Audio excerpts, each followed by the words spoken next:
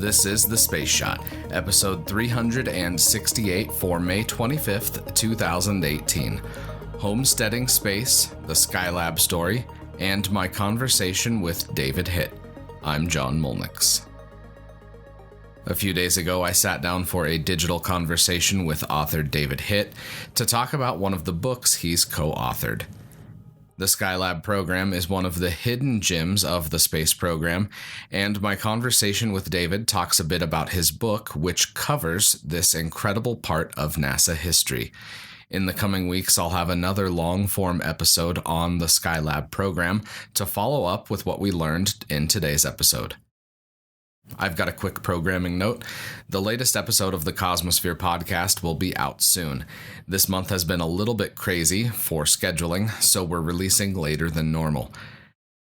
There are some fantastic guests lined up in the next couple of episodes for the Cosmosphere podcast, so be sure to listen in this June and July. You're not going to want to miss those episodes. Now, before we get started, David has a quick caveat. I am speaking to you tonight as the author of Homesteading Space / and/or Bold They Rise. While I work as my day job as a contractor for ASRC Federal, supporting NASA's Marshall Space Flight Center, anything that I discuss tonight has nothing to do with my work either for ASRC or at Marshall Space Flight Center, and I'm representing only myself as the author of the aforementioned books. So my legal people are now happy with me. Perfect. With that in mind, let's listen in to our conversation. Enjoy. Today I'm talking with David Hitt, a storyteller and a native of Huntsville, Alabama, who is steeped in the history of spaceflight from Skylab up until today with his day job at NASA, where he works in strategic communications supporting the Space Launch System. David's also the co-author of two books, Homesteading Space, the Skylab story, which he co-authored with astronauts Owen Garriott and Joe Kerwin, as well as Bold They Rise, which he wrote with Heather Smith. David, welcome to the podcast. Thank you. Pleasure to be here. So our little chat here is taking place just a couple days before the launch anniversary of Skylab 2, which was the first crewed mission to the station itself. Before we go any further, can we talk a little bit about the numbering scheme of these missions? Because to the casual observer, it's weird even for a NASA program. For the informed observer, it's weird even for a NASA program. And what made it really fun was working on the book with Owen and Joe. Even there was no formal understanding. I mean, even the two of them would be hard pressed to, this is how it was and why. It just kind of happened that way. We came down on the Skylab 1, 2, 3 for the manned mission side, and so we've staked that out. This is now the right way. In my mind, the 1, 2, 3, 4 are the launches. The 1, 2, 3 are the missions. So SL2 carried Skylab 1 to the Skylab station. All right. I like that explanation. Then that's what I got from reading your book. And what's funny is I've seen it shown in different ways on a couple different NASA websites. I think it's shown it both ways. So I'm glad to have that little bit of clarification from you on that one, because I think your interpretation of it makes the most sense. So the station itself launched back on May 14th, 1973 on the last Saturn V rocket. And in the immediate aftermath of that launch, it became apparent that something was really wrong with the station. One of the big parts of the, at least the first part of the book is how astronauts, ground teams, and contractors all worked together to come up with a fix. Can you talk a little bit about that part of the book? One of my favorite moments deals with just that, and that is the moment where, it's shortly before launch. I guess it's a few weeks before launch. A meeting is called. Okay, hypothetically, if something went wrong on the exterior of the workshop, what could we do about it? What's the contingency plan? What's the fix? And they sat down and they worked the issue. They looked at all the options, pushed through it, came back with the answer, nothing. There is nothing that can be done should that happen. If there's a problem on the outside of the workshop, you live with it if you can, and you don't if you can't. And that was an easy answer when you're sitting there on the ground and you're about to launch the thing, and you have full confidence that your space station's going to launch and it's going to be perfect and it's going to work beautifully. And then it launches, and it doesn't. It doesn't get up there beautifully. It's not working perfectly. You've lost the heat shield, the micrometeoroid shield. Neither of the solar arrays is deploying. Initially that's all they know is that the wings aren't deploying. Don't know the condition. With assets, they're able to determine that one of the wings gone completely, the other one is there but stuck. So now you are in exactly the situation that they've been discussing the meeting, right? They met to talk about what do you do if something's wrong on the outside of the workshop. You now have a space station in orbit with something wrong on the outside of the workshop. Okay, we call the meeting back together again. We have the discussion again. And this time the answer is not, there's nothing you can do, right? This time we leave this meeting with, here's what you do. Exactly. And it's a beautiful throwing down of the gauntlet. It's the Apollo 13 movie, made famous the failure is not an option line. And that's to some a rallying call, and some an albatross that's hung around our necks ever since. But that meeting, that second meeting, is just such a beautiful picture of what the good version of that looks like, to refuse to accept. We can't do anything. We're going to fix this. Well, and it wasn't just, everybody working in the MOCR and the mission operations control room. It was contractors too. So, it was different NASA centers, different companies, heck, even from what I read, just local hardware stores were enlisted in, buying parts or procuring certain items. And Owen Geary had said, and I think he's right. He said, this is the greatest moment for NASA as an agency. Apollo 13 gets remembered as NASA's finest moment, and for what it was, there's a good case to be made that that's true. But he said it's such a Johnson Space Center story. Like you say, that's such a mission control story. That's such a astronaut office story. Saving Skylab is such a NASA story. And and NASA writ large, the agency, like you say, the contractors, business, just everybody coming together. It's that same attitude, that same approach that you see, the microcosm of an Apollo 13 just writ large through NASA as a whole. And that's one of my favorite things. Growing up, I grew up with reading a ton about the shuttle missions and a lot about early human spaceflight too. And Skylab kind of slipped through the cracks. And over the last year of doing a daily podcast, I got to read a lot. And Skylab was one of those missions that, as I read more about it, it was like, this is the mission that shows the full spectrum of what NASA's capable of doing.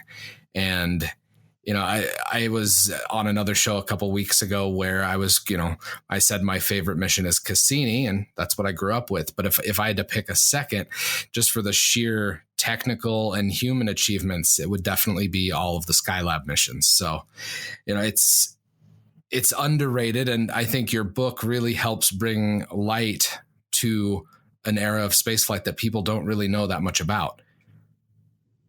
Skylab, to me, becomes underrated because it was so successful. It's in my mind very much a victim of its own success. I initially wrote that off as, it's coming after the moon landings, which were kind of sexy in their own way. The moon landings, not bad. Kind of captured the public attention. When we started writing the book, shuttle was the current program, and so Skylab is kind of sandwiched between, possibly the most significant moments in human history on the one side and what people think of when they think of space, because it's what space was currently on the other side, and that it's easy to get lost in between. And I think there is truth to that. But I think part of why Skylab gets overlooked is because we undervalue the lessons that we learn from Skylab because it's almost impossible to imagine that we ever didn't know them. Without Skylab, you don't have the Hubble Space Telescope the way we do, because the idea that you can do meaningful work on a spacewalk is foreign, and because you have Skylab, then you have Hubble. Because you have Hubble, then you have the International Space Station. Oh gosh. I mean, like 5 years in, there had been more spacewalks supporting the International Space Station than there had been in all of spaceflight history before that. Well, of course you can do it. Yeah. Of course you can do that. Of course you can do that sort of work. Of course you can do assembly. But yeah, when they had that meeting prior to launch, no, the answer is there's nothing you can do, because that solution wasn't considered a viable solution at that point. Well, their NASA's experience with spacewalks up until Skylab wasn't exactly the greatest. So they were learning. They were making progress. They come a long way. Exactly. And that's the thing, with Skylab, one of the things I really enjoyed about the book is reading the descriptions of those EVAs. And you can see pictures, you can watch movies of EVAs today, but reading the descriptions, I think, was more powerful than just, sitting back and watching the live stream of an EVA done today. So that's one of the things that I really enjoyed in the book. Thank you. Yeah, it was one of the neat moments in writing the book was sitting down and talking to Alan Bean. And, and here's a guy who was on Skylab, but who also, walked on the freaking moon. And hearing him compare the two, hearing him contextualize, because we were well into the book. We'd been, I'd been kind of living, working, breathing Skylab for a while. Having him take this thing that I thought I knew and contextualizing it in literally this, out of the world context, just sort of, oh, okay. What's a spacewalk like? Well, okay, here's what it's like to do a spacewalk on another world, right? Here is what a spacewalk is like if you are just imagine the world the way you experience it, but now you're doing a spacewalk, right? We're walking on a body. Okay, now we are taking away everything you take for granted, and you're doing that same thing, but in nothing. And oh, okay, well, that's kind of interesting. Yeah, well, and that was one of the things I wanted to talk about too, is just the process, the creative process of writing this book and being able to work with astronauts on such an important piece of, there's oral history in this book, but there's also, just incredible storytelling about these first 3 long duration missions. Can you talk a little bit about the process of creating the book?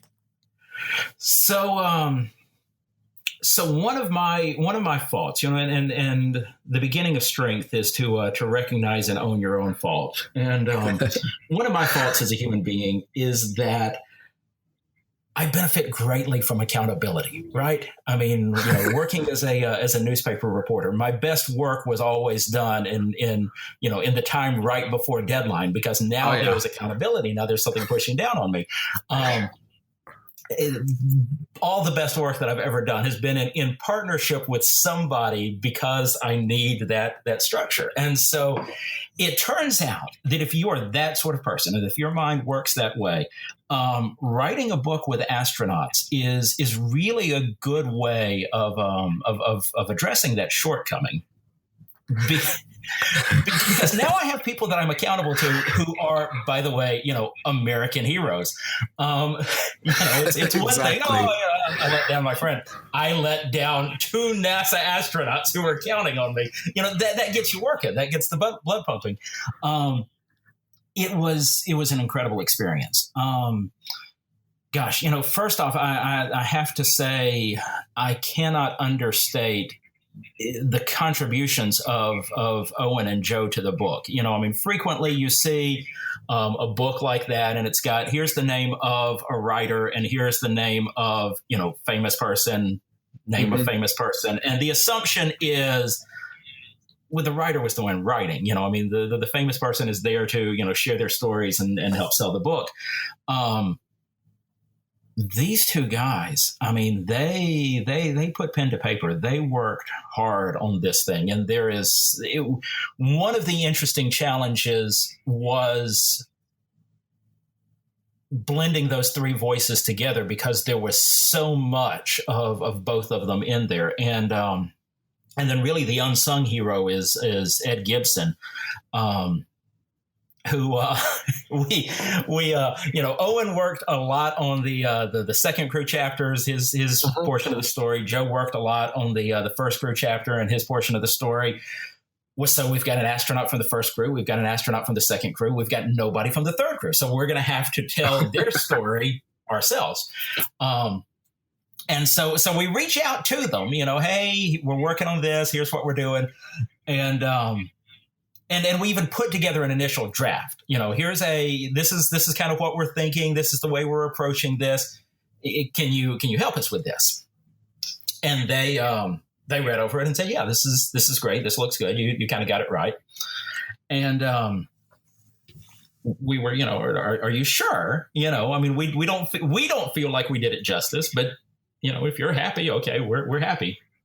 And that stayed a little while until we sent them the next version that was a kind of a full early draft of the entire book. And Ed came back and okay, y'all are driving Ferraris and we're in a Volkswagen here. This is not right. And so Ed partnered with Jerry Carr and Bill Pogue, not only on their chapter, but also contributed a lot to the chapter about science on Skylab. I mean, Ed is kind of literally wrote the book on heliophysics, back in the early days of NASA. And so Owen and Joe, because they were co-authors from the beginning, we're the co-authors of the book. Ed just kind of, took almost co-author level of effort to help out and make sure that the story was told properly. To the what was it like? It was being snuck into Olympus. It was, I'm in a meeting one day. I'm in a meeting in a conference room. It's a room full of people, and there are two of us in the entire room who had never been to space. And that's just kind of odd. I mean, it was kind of weird. And I mean, and it very much was, I'm skulking on Mount Olympus. The doors that were opened in the process of writing this book were just incredible. I mean, it was experiences that literally people will go to space fests and pay, hundreds or thousands of dollars to have these experiences. The thing that I'm finding now is that 10 years later, I didn't understand the effect that it had on me. I'm just kind of now unpacking some of it. And so, yeah, it's a thing. If you ever get the chance, definitely take it. If you ever find yourself in a situation where, there's some astronauts that would like to write a book with you, definitely do it. Fingers crossed. I had worked, at the time I was working in NASA education. It was the 30th anniversary of Skylab, which that's kind of surreal that I've been telling this story now for a third of the time that Skylab has been around. But so the 30th anniversary of Skylab, I did some stories for NASA education. In the process of doing that, talked to Owen, talked to Joe, talked to Jerry Carr for that. And in the process of doing the research, encountered just what we were talking about a minute ago, that there's just not as much out there. There's not the resources for Skylab that there were for Apollo and that there were for Shuttle. And, kind of initially thought, man, somebody should do something about that. Somebody should write a book about this. And okay, done, had that thought, moved on. Months later, there's another big celebration for the 30th anniversary. The 8 astronauts that were still around at that time were all in Huntsville. I went to that, got to talk with them some more, had that same thought, man, this story deserves to be told better. And kind of at that point had that flicker of, okay, but what if you did it? And immediately some portion of my brain pushes back. That's the sort of thing that professional writers do, right? That's not the sort of thing that people like you do. That's the sort of thing that professional writers do. So fast forward another, 3 months or so, I'm in Houston for the Space Exploration Educators Conference. I go to Space Center Houston. They have an incredible Skylab exhibit. I'm walking through their Skylab exhibit. And that thought comes up again, hey, this story really needs to be told. Somebody really needs to tell this story. And that immediate protest comes in, yeah, but that's not you, right? That's professional writers. And I'm sitting there in Space Center Houston, and the thought comes to my mind that at that point in my life, every dime that I make comes from writing. I mean, that if you look up professional writer, that's kind of the definition. So I hatch a brilliant plan. I'm going to go home. I'm going to go back to Huntsville.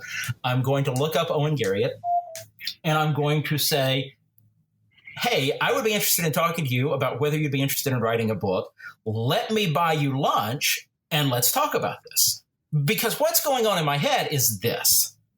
He's going to say no. I'm going to go to lunch with him.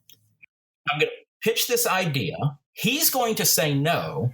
And I'm going to go home that night, and I'm going to call my dad and say, hey, guess who I had lunch with today? And be able to tell the story of my lunch with a guy that lived in space for 2 months. And that's going to be a cool story for the rest of my life. And so I go to lunch with Owen. Funny how it turned out. And I go to lunch with Owen, and I pitch this idea. And he says, well, I've been thinking about doing a book. Hey, let's do it. And I'm just, see, that's not what you were supposed to say. Now I have to figure out how to write a book with an astronaut, and got incredibly fortunate. We had actually initially talked about just doing Owen's memoir, kind of telling his story of Skylab and of Shuttle. Colin Burgess, author of numerous. Colin Burgess, author of probably a third of all written space history at this point. Yeah, is the editor of the Outward Odyssey series for the University of Nebraska Press. Somehow he was working with Owen. He was working on his Scientist Astronauts book. He'd been talking to Owen for that. In their conversation, Owen mentioned to Colin, hey, this kid David Hitt and I were thinking about maybe writing a book together. Colin and I knew each other through the Collect Space website run by Robert Perlman. And Colin was, hey, I'm the editor of this series. I just had the author of a Skylab book drop out. Would you be interested in making it a Skylab book instead of your memoir? If you do, you'll have to write a proposal. We will help you write the proposal. And when you get the proposal that we help you write to a point where we're happy with it, we'll give you a contract and you can start working. And I've never written a book. I know nothing about finding an agent or getting a contract or pitching any of this. And so, hey, you know what? This sounds like a really good plan. So let's do this. Which ended up being incredibly fortuitous. For all three of us, our goal with Homesteading was this story needs to be told. Yeah. It not only needs to be told, but this story needs to exist, right? I mean, this story needs, when somebody on, the 70th anniversary of Skylab is saying, hey, how did they do this on Skylab? How did this work on Skylab? There is a resource, that person will have the resource that I didn't when I was doing my research. And so we kind of took the approach of erring on the side of inclusion. If we had tried to do this book with a mainstream publisher, they would have taken the first draft and said, this is great, but we could sell so many more copies if this were, half the length. And that's true. Without a doubt, we did not write this to be a bestseller, but we were way more concerned with how much of this story still exists in 50 years than in how many copies we're selling this year. And so incredibly fortunate to work with a publisher that indulged us taking that approach with it. Well, and as someone who has a lot of the books in that series, I think they are, like you said, they're important long-term contributions. It's not something that, if somebody reads, the Hunger Games or, a popular science fiction novel nowadays, or like Harry Potter, it's not necessarily going to be picked up by somebody like that. But as a monument to a program, I think it will definitely stand the test of time. So I really think you guys did yeoman's work, as it were, on a very important part of space history. So, well, thank you. Let's switch gears a little bit. There's the three missions to Skylab. What is your favorite part of any of those missions? It could be, a science instrument, like we were talking about heliophysics earlier. It could be the EVAs. What's your favorite part of Skylab? No, I know I'm asking you to pick like your favorite child here. So, well, no, here's where I'm about to out myself as a huge hypocrite. But that's okay. Because Skylab, it irks me a little that, to me, Skylab is treated unfairly. That it's remembered for one of two things, and now there's a third. But at the time we started working on the book, if somebody's talking about Skylab, they are either talking about the problems that it had during launch, mm-hmm. or they're talking about the fiery end of Skylab. Now, another 15 years later, with most of this discussion taking place on social media, it's still the end of Skylab, and it's anytime any object is potentially about to fall from space. Twitter's a buzz with, oh, this is just like Skylab. Man, I remember Skylab. I remember my Skylab helmet. And it's just, there's so much more to Skylab, but between those 2 points. And now, as you alluded to earlier, the mutiny. I mean, gosh, the mutiny, the Twitters love the myth of the mutiny. It's a program that changes spaceflight forever. I mean, the foundation of everything that has happened in the last 45 years is right there. I mean, anything you want to know about 45 years of spaceflight history is there in those, few months in 73 and 74. And so, my favorite part about Skylab, man, here is how it has made a difference. That it's the foundation. I mean, when we go to Mars, we're going to Mars on the back of Skylab. That said, if somebody says, tell me a story about Skylab, I'm going to tell a story like the rescue mission. Just in terms of a pure, just fun narrative, and not even the not the Skylab 1 rescuing this station, but Skylab 2, right? And so Owen and Alan Bean and Jack Lausma are in their Apollo capsule. They're closing in on Skylab. Jack looks out the window and says, "Hey guys, I think I saw one of our engine thrusters float by." And that's not a thing you want to hear. I mean, like that's bad, right? That's off nominal. So they start looking into it and figure out that no, the structure of the engine is still there.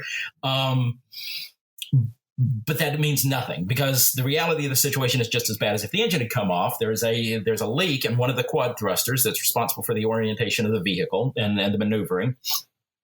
So even though the structure is still there, because it's leaking, you got to shut it down. Yeah. Okay. Well, that's fine. We can still fly it with just 3 of the 4 quad thruster sets. It becomes a little more complicated, because you can compensate for the lack of the one set of thrusters, but anything you do to compensate is going to create its new effect that you then have to compensate for again. Alan Bean's flying. He's confident. I've got this. They're coming up on Skylab. Owen sitting in the center seat. At this point, there is no range rate computer. There's no view screen that's telling you how close you're closing in on this thing. He's having to kind of measure the distance and sit there with his calculator and calculate their speed and how quickly they're closing. And turns to Al, we're coming in too fast. Bean says, no, we've got this. I'm confident, we're doing right. And Owen just says nothing for a second, and he's sitting there, and he's got his calculator, and he's looking at the range, and he's calculating. We're coming in too fast. And Bean again, no, I've got this. And Owen's sitting there. He's in his center seat. He's calculating. He finally gets out of his seat, and he goes down to the little storage area under the chairs, And at that point, Bean says, well, I've never seen him do that before. Maybe I should take this seriously. So he slows down. And they manage to dock with Skylab.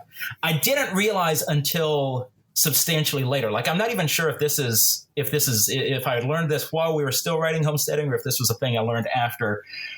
They were never in any danger of hitting the space station. Like, I'm hearing this story, and what I'm picturing is like, we're going to ram into Skylab. We're going to crash into the space station. No. The danger was they might overshoot and have to backtrack. And to an astronaut, particularly to a pilot astronaut, that's a fate as bad as death. Yeah. I mean, having to take two would be as bad as crashing into the station. So they dock with Skylab, and they're on Skylab, and they start their mission. And a little bit later, one of them's looking out the window, sees that it's snowing. Well, that's not supposed to happen. Don't usually have a little weather. Yeah, right. It doesn't work that way, right? You don't look out your window and see weather when you're on the space station. So this is not snow. They have another leak in one of the other quad thrusters. So, okay, what do we do? And so it comes down to two possibilities. Either determine that they can fly home safely, that their vehicle will get them home even with half of the maneuvering thrusters out, or somebody's going to have to go up and rescue them. So two of the astronauts from the backup crew, Vance Brand and Don Lind, begin working the question of, first, can we rescue them? Is it possible to fly a rescue mission? Because a Apollo command module designed for 3 astronauts. There are 3 astronauts currently on Skylab. So that means to bring them home, you have to somehow fly an Apollo command module with enough extra space to fit an entire crew, right? I mean, you basically almost have to double the capability. And so, okay, well, first, we're not going to fly an entire crew. We're only going to fly 2 astronauts on the rescue mission up. We have to put 3 additional seats into the command module. So we're going to do that by taking out the storage area underneath the seats and put a second row of seats underneath the main seats. It's a little cramped, but that's okay. Somebody pointed out that the Apollo command module is designed to land on water. Mm-hmm. And really that's a fairly safe bet. 75% of the Earth's surface is water. So, odds are that's where you're going to end up. However, they were designed for the contingency. What if you have to land on land? And the answer is, if you had to land on land, it's going to be a much harder impact. So the seats were designed essentially with shock absorbers. They would stroke. The struts would kind of collapse, so they would sink in a little bit to absorb the. Not good if you're under there. Right. Yeah. You really don't want to be sitting under one when that happens.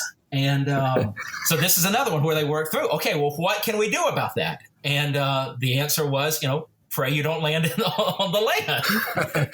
We're going to play the odds.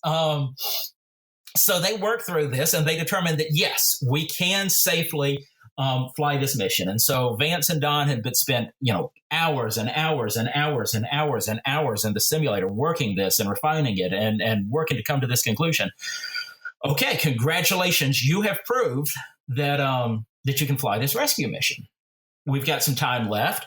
Now let's run it the other way. Now let's run it. Can you fly in a Apollo Command Module home with only 2 of the 4 quad thrusters? They put them back on the simulator. And this is arguably one of the single cruelest moments in NASA's history, because here are these 2 guys. It is. They have been waiting now for, in Vance's case, 8 years or something for a space flight. Through countless hard hours in the simulator, they have earned the right to fly this rescue mission. Okay, guys, get back in the simulator, work even longer hours, even harder tasks to prove that we don't need you to fly. They get back in the simulators. That's rough. And they work themselves out of a space flight. Don Lind ended up waiting 19 years. He was an astronaut for 19 years before he ever got to go into space. And he was that close. He was that close to getting to fly the rescue mission. And dutifully, yes, sir, proved that he didn't have to fly it. And one of my favorite little peeks into the astronaut mindset, working on the book, talked to both of them, to Vance and Don, talked to them each individually, asked both of them, what was that like? That had to be, this roller coaster of emotion. Yeah. Were you disappointed at the way it came out? And both of them said, well, I understood that that's what we needed to do. I was glad to do it. I think the other guy was a little disappointed. And, I can understand that.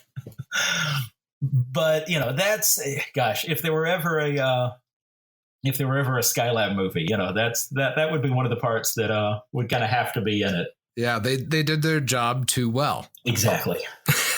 Exactly. Talk about the right stuff. Exactly.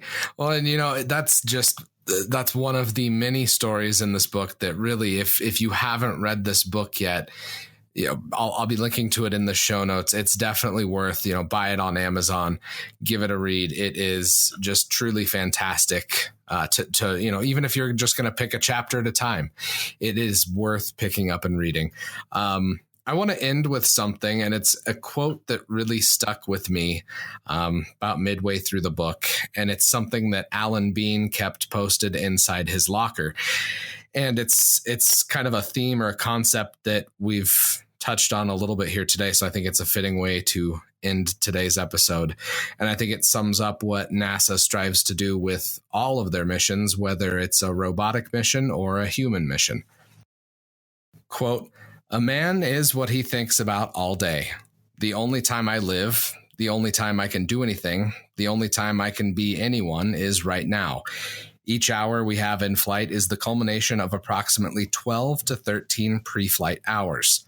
These hours well spent are our only tangible product for literally years of work and preparation. Our doubts are traitors and make us lose the good we oft might win by fearing to attempt." And, I think you fearing to attempt the book, I'm glad you went through with it, because it's one of those things that we're all really happy that we have this resource. And I think a lot of us are thankful that you went through with this book. It's one of those resources that I truly can't recommend highly enough. So, David, thank you for coming on the podcast. My pleasure. Thank you for having me. Hey everyone, one last thing before we go today. If you enjoy the Space Shot, leave a 5-star review on iTunes. Reviews help more people find the show, which helps us reach even more listeners around the world. Thanks for listening and taking the time to leave a quick review.